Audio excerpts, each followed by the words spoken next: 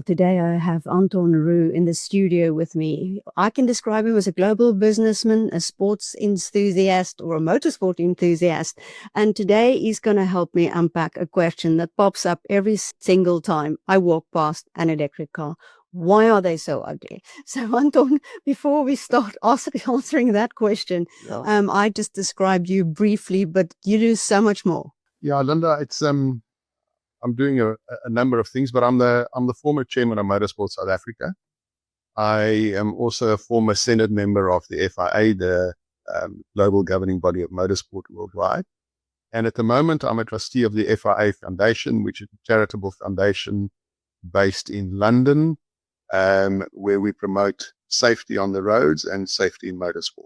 Okay, well, that's a mouthful. I think there's a lot of questions that comes to mind with all your titles. But to answer that question, why are electric cars so ugly? I think we need to start with the classics. You know, you love them. I know I love them. So why do we love them so much? Is it nostalgia? You know, what is it? Look, it's character. To me, it's character. You know, I was walking past an MG here in London 2 days ago. And initially when I walked past it, I thought actually it was a Volkswagen Touareg. And I think Mr. Morris from MG, you know, would turn in his grave when he actually sees what happened. But we remember the classic cars, especially the British cars. You know, there's a long history. I think the golden era of motorsport are the 50s, 60s, and 70s. And people relate to it. They can remember their first car. You know, everybody at some stage owned a Beetle in their lives. There's some nostalgia involved. Where today, I don't think that's the case anymore. I think there's a number of people who actually don't even want a car. And to them, it doesn't matter if the thing looks like a throat lot. Well, you're in London right now. Can you imagine James Bond speeding away in an Aston Martin of today? Well, even the new electric one, which is not that ugly. Could that ever compete with the look and roar of a classic Bond car? No, definitely not. But, you know, I anticipated that you would ask this question. I would like to compete it to eating. I mean, I really enjoy eating. I enjoy a good meal. And it's part of the experience. On the other hand, I can just drink a protein shake every day. And to me, that's the same thing. You know, the people that's going to maybe don't like eating, is happy with a protein shake and a boiled egg. Well, they can have the electric cars as well. But, you know, I remember classic cars, or not quite a classic car, just Alfa Romeos. I mean, my brother had one. He had it in the garage, you know, idling for 15 minutes because he could drive off. I had one, and my uncle who had a garage told me, good thing I have a garage, Linda, between your office and your home, because I'm going to see you quite often. So are they these leaking, oil spilling cars that we all think of? Because you've got a garage that services some of these cars in Johannesburg. Yeah. So, look, I still think that Alfa Romeo today makes the prettiest cars in the world. You know, they even make an electric Junior now, which is, you know, a car with some character. So yeah, I think the Italians, you know, wait for the Italians to maybe get more involved in some of the electrical vehicles or the EV vehicles. We might begin to see some improved looking cars. You know, the Italian detail has always been fantastic. So yeah, we'll have to wait and see. I think the other thing which we see right now, if we just think about the South African market, and Hyundai and Kia came into South Africa a couple of years ago, that was really the age when all the cars really looked the same. And then we had some really, really ugly Chinese cars. But today they're looking better. However, I miss some originality there. You know, I see some of them, and I look at the Lamborghini Urus, and I say, okay, well, this is a fairly nice copy of a Lamborghini Urus. And then I see an MG, which to me is a copy of a VW Touareg. And then you see some of the others of the names I can't pronounce, and I think I'm driving behind a Porsche Macan, and it's not. So there's not very much originality that we're seeing from them. Well, let's talk about the EVs. You know, to me, they look like a block of butter that's been left in the sun too long. I mean, what is going on with the design? Was it designed in wind tunnels, accountants? No, I think I think it is really designed by good copycats. They sent a couple of people to some of the motor shows around the world, and mentally they took images of these cars and they went back and they draw them. They might even have taken some of the designers of some of the motor manufacturers and say, design a car for us. They're starting to look slightly better if you look at the SUVs. But I mean, if I look at our South African term buckies, I mean, it's somewhere between, you don't know if it's a Isuzu or a Nissan or a Toyota Hilux. And then it's got an unpronounceable name. So let's talk about those names. I mean, I've looked at some of the EV names.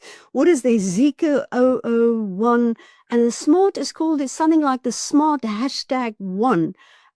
There's the Pear Canoe lifestyle vehicle. I mean, they sound like Elon Musk's children. I mean, why are the names so weird? Yeah, I'm looking. Here's another one here which I've never seen before, but it's apparently going on sale in South Africa, called a Lepas. Spelled Lepas, and then the model is a L4 or a L6 or a L8. Really no description of what it is. A Zeekr. Yeah, what is that? Zeekr. I've got no idea. It says it's an EV range. And then there's another one which is an iCar. I and then CAUR. And the model is a 03T. So really some non-descriptive names. I'm going to really struggle to get nostalgic about something that's called the 03T. Yeah, because Dagia just rolls off the tongue so nicely. Even mini actually means small and says what the car's like. You just wonder, where do they get these names from? Are they trying to be futuristic? Yeah, I don't know. I remember a couple of years ago, Pajero had this problem, Mitsubishi. And I can't remember the exact same, but the Mitsubishi Pajero is in some countries called something else, because I think Pajero had an offensive meaning in some of the languages. So yeah, I mean, looking at it, there's 41 different cars, Chinese cars, for sale in South Africa at the moment, which is actually quite astonishing. And the only one with a name here that I can relate to is a thing called the Dolphin. Yeah. But none of the others. Well, is the battery the villain and maybe the design killer? No. I think you're raising a very important thing as far as batteries are concerned.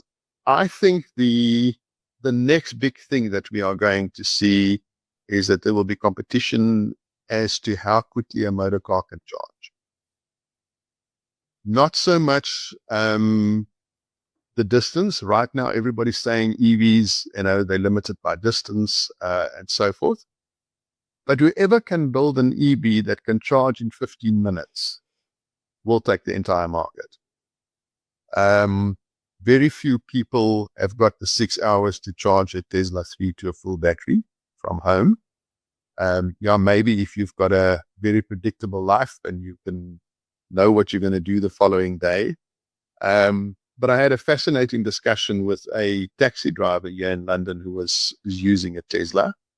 And he's saying to me he has to charge his car every night because he's got no idea what work he's going to have the following day.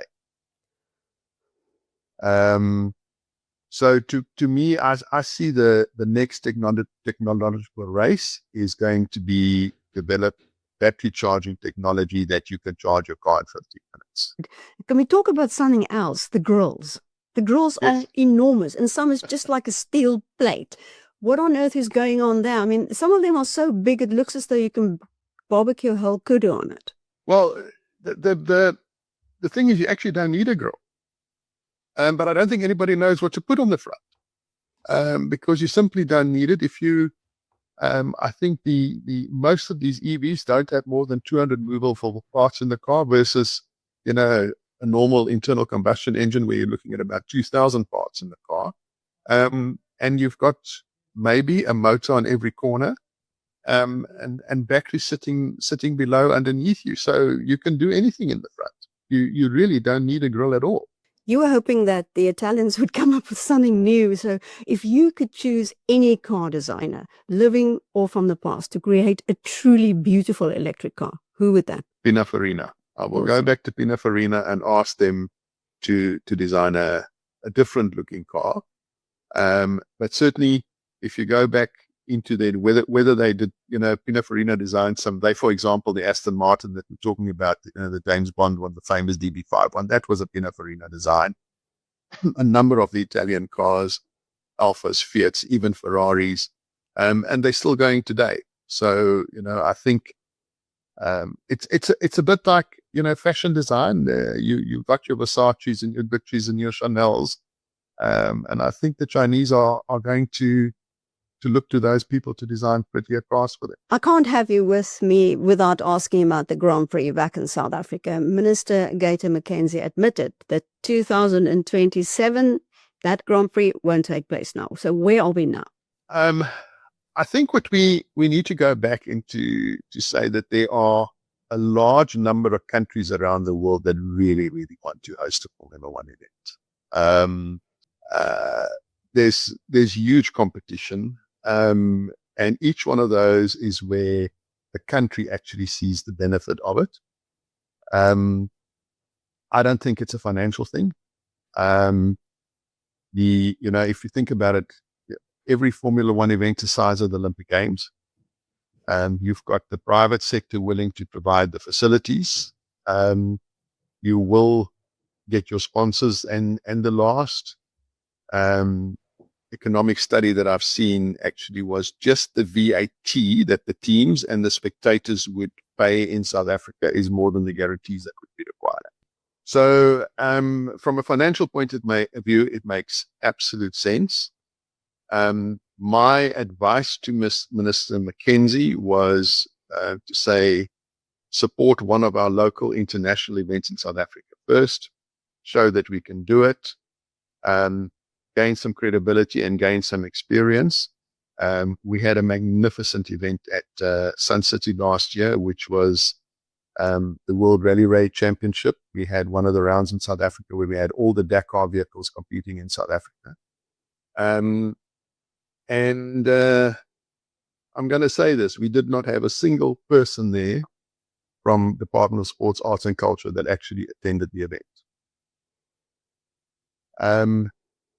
At the same time, I think the real issue, in my opinion, is, and that nobody will actually confirm, but South Africa needs to repair its relationship with Washington. Formula One is owned by Liberty. Liberty is a US company. And I don't think that with the current relationship where we don't even have an ambassador in the US, we are going to persuade a US parent entity to hold an event in South Africa. So this is not about government guarantees that they also have to give. So a government does have to provide the guarantee. However, at the same time, it will be easy for the government to provide that guarantee once they know that it's actually going to be backed by the private sector. So you may have a number of sponsors who make up the amount of money that's required, and then it's merely a government guarantee thereafter. And you must remember, I'm going to take you back to the World Cup in 2010. The big fear amongst sport organizations at the time was that President Mandela would pass away during that time or just before it. And then you have to move the event or delay the event or defer the event. And there's a huge cost involvement to everybody. And that's really why you want a government guarantee for something similar like that. So is the minister using the wrong channels to try to get this off the ground? I think you can improve the channels that you want to use. Again, I think if you show credibility that you've hosted international events in the past. We had a great Formula E event, for example, in Cape Town. We've had the World Rally Raid Championship, the leg of that, and use that as your sounding board, and then engage with the FIA, then engage with the Formula One management company and show that. But just to say that you are going to host an event, and South Africa is no longer the darling of the world. I can look at the other countries when I've been to. In December, I was in Uzbekistan. You've got the president of the country present. In Rwanda, we had the president of Rwanda at an award function, not even an event. And so from a South African point of view, I don't think anybody is going to be convinced that the politicians are behind this event. I had another minister say to one of my colleagues that they can't really see the benefit of it because we're promoting a white elitist sport. Now, the big thing to me is Formula One is not about the sport. It's entertainment and it's opportunity to showcase the country. And the biggest benefactor of a Formula One event is not sport, it's tourism. 70% of people going to a Formula One event is not from those countries. So that's an interesting stat. Yeah. So is there a chance that Rwanda can actually become the next African country before South Africa? I think Rwanda would really like to host an event. They've stated that openly. Botswana, believe it or not, also said that they want to express an interest in it. So there was even rumors that Nigeria was saying that they would like to host an event. Okay. The silly thing about that is that as an African continent, we're shooting ourselves in the foot, because if you, the promoter of Formula One, you are going to play off South Africa against Rwanda, against Botswana, against Nigeria. So that's the foolishness of which nobody is going to understand. But Rwanda certainly has got the willingness. They're spending a lot of time of creating a sport hub in Kigali for cyclists, athletes. The altitude is there. They see themselves as creating a huge business opportunity of that. And there's even rumors, and this I can't confirm, that it's backed by Qatar, who wants to build an African hub from an airline point of view in Rwanda. Now, if you think about where it's situated, it's ideally situated to actually, Africa needs a proper hub, and Kigali can be that. Yeah. Anton, I'd love to hear about the work of the foundation that's why you're in London right now. And you said before you are sitting in the office of none other than Max Mosley. So can you tell us what about that? Yeah, it's, I sometimes wonder if the walls around me could talk. It will be an interesting conversation. But the FIA Foundation was created in 2001 when the FIA sold its commercial interest in Formula One. And that money then went into a foundation. The purpose of the foundation, it's a charitable foundation registered in the UK to globally promote road safety as well as motorsport safety. If I can, that's a really, really a brief summary. And in Rand terms, the foundation spends approximately 500 million Rand a year on various projects around the world. So maybe the one that most people can relate to, it's got nothing to do with motorsport, but is your NCAP rating, which is your safety rating on a car. Those are initiatives by the FIA Foundation, which they then roll out with various partners. IRAP is another one, and that relates to the design of more safer roads. How do you design roads to be safer? So those are some of the things that the foundation do. So it's a small organization from a people point of view, but it's got a very large sphere of influence. So, for example, also funding some projects with some of the universities to do research, and then ultimately taking a lot of learning from motorsport into road safety. What's our experience, for example, with accidents, impacts? Is an Armco barrier the best thing to reduce, for example, the impact of an accident, and where should it be positioned? Well, Anton Roux, thanks for those insights on classic cars, EVs, and South Africa's chances of getting the Grand Prix. Thank you so much. Okay, thank you very much, Linda.